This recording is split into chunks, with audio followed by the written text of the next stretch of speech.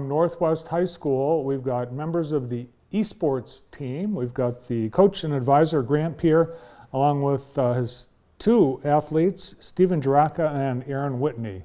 Welcome to the show. Thank you for having us. Nice to have you here. And Grant, I think you were here last year in the early days of Northwest esports, right? Yeah, so when I was here last, we had about 50 members or so. With the new class that came in, we're looking at about 80 plus members. No kidding. Yeah, makes us the largest organization in Northwest High School. So we're pretty excited to have that amount of growth and a growing scene especially.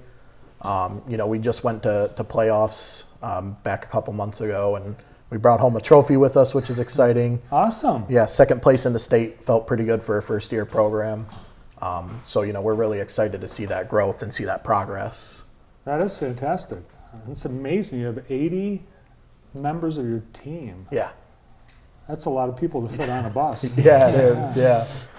All right, Stephen, tell me, what is esports? So esports is basically competitive video games, and there's all different types of video games.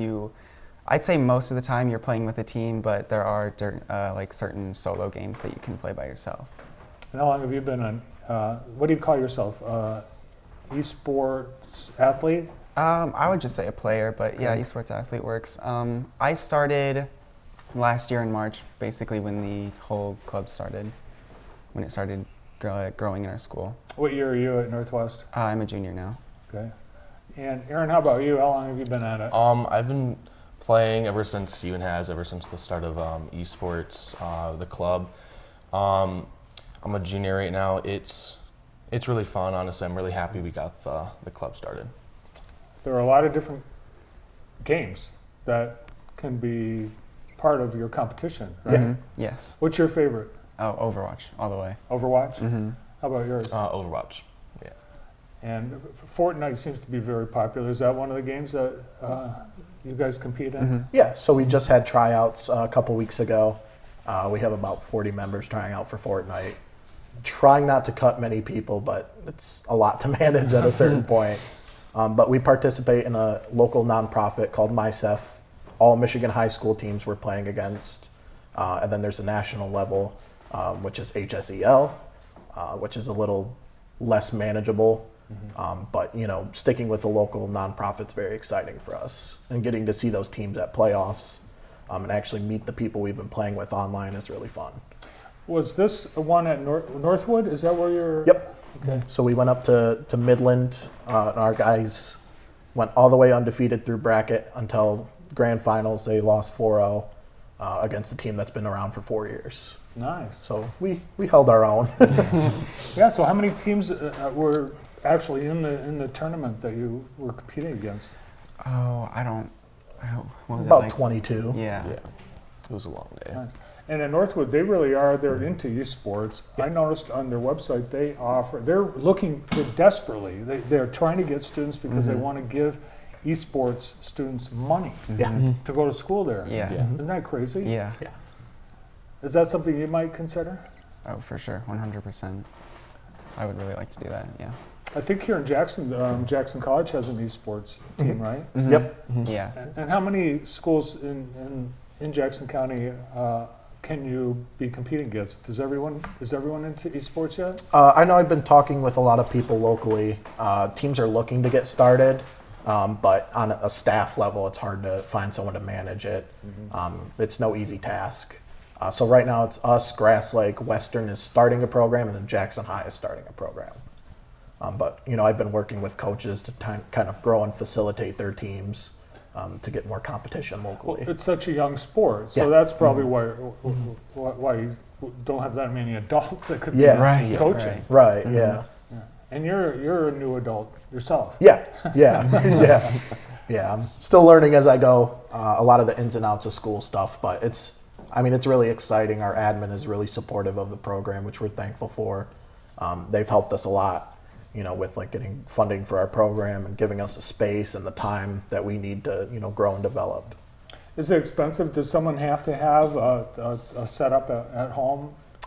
It can be tough sometimes. Some of the games are computer exclusive, and your average gaming computer is, $600 to $1,200 on a certain case. But Some of the games are on phones. Pretty much everyone has a phone. Yeah.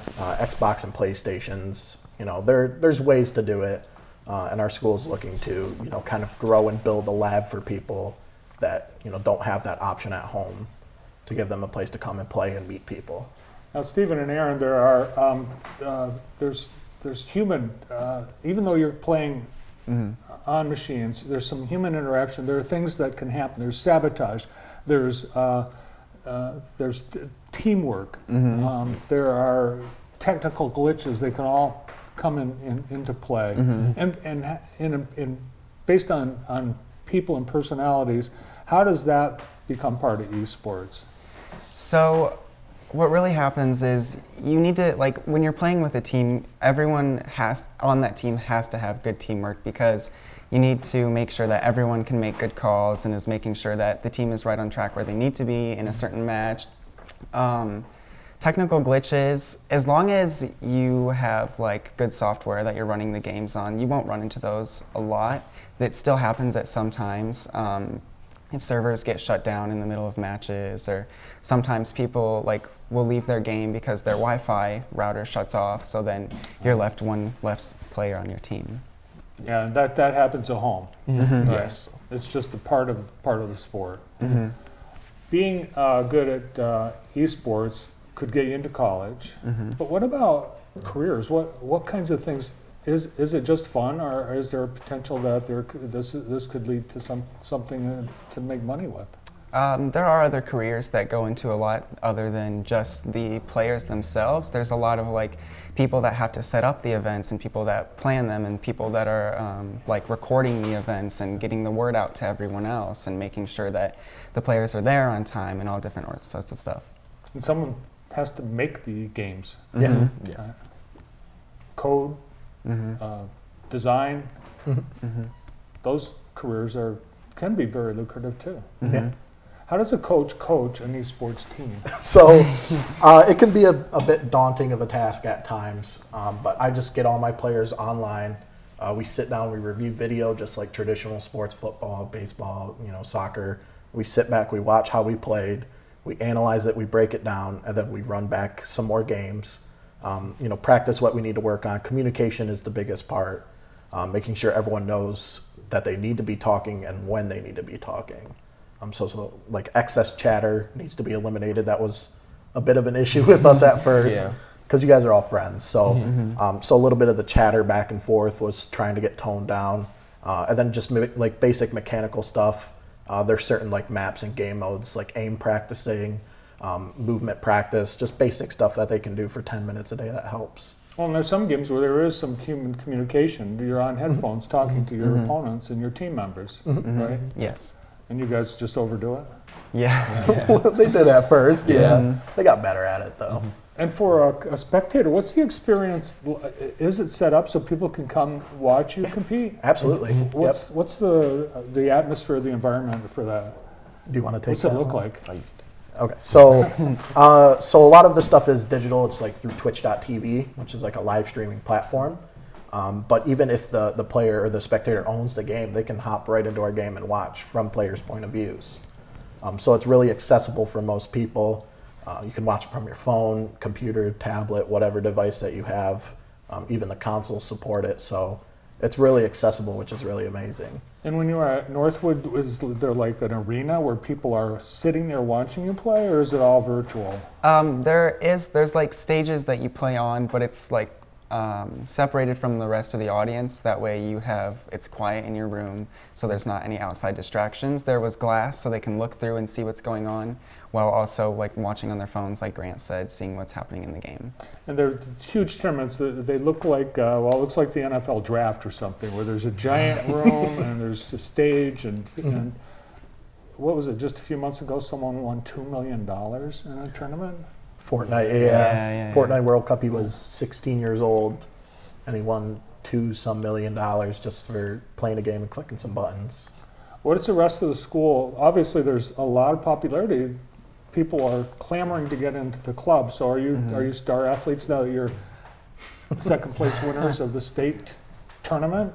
I don't know. I don't think I'd consider myself a star athlete. I think that's I just don't like saying that I'm better than other people. I do think that there certainly are others that can improve to get better, but we, like tryouts, I would say that we are the better people on the team for making tryouts and going to playoffs. Aaron, Yeah, basically, I feel the same way. are you good students? Are there some things that this contributes to success in school or vice versa?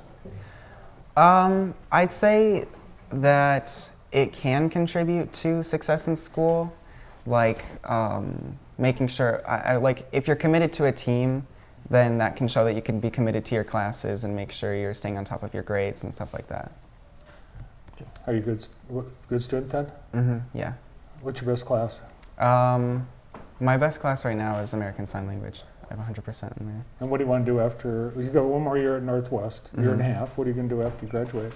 Well, I've got a little bit longer than that because I'm in an early college program. Okay. So So right you have a after 13th that, year. yeah. So I'll graduate with my associate's degree, and right after that, I'm thinking about moving up north to Michigan Tech and going there for another 2 years. Great. How about you, Aaron? Hopefully computer programming. I want to go to MSU. Always wanted to pursue that. Yeah, pretty much. My brother did it, and he really got me into it. So yeah.